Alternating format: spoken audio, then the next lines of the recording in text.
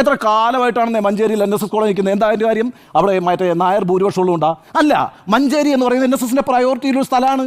അതുകൊണ്ടാണ് അവരവിടെ ഒരു കോളേജ് ഉണ്ടാക്കിയിരിക്കുന്നത്. നിങ്ങളുടെ പ്രയോറിറ്റിയിൽ അതുണ്ടോ ഇല്ലയോ എന്നുള്ളതല്ലേ ചോദ്യം. NSS SNDP ഒക്കെ ചോദിക്കുമ്പോൾ വാരിക്കോരി കൊടുക്കുന്നുണ്ടെന്നേ വിദ്യാഭ്യാസ സ്ഥാപനങ്ങളൊക്കെ. പക്ഷേ SNDPയുടെ തീരുമാനം തിരുവിതാംകൂറാണ്. അവരുടെ പ്രയോറിറ്റി തിരുവിതാംകൂറാണ്. അവിടെയാണ് കൂടുതൽ വിദ്യാഭ്യാസ സ്ഥാപനങ്ങൾ അവർ സ്ഥാപിച്ചിട്ടുള്ളത്. ആ പ്രയോറിറ്റി അവിടെ ഇല്ലെങ്കിൽ ഗവൺമെൻറ് ഒന്നും ചെയ്യാൻ കഴിയില്ല.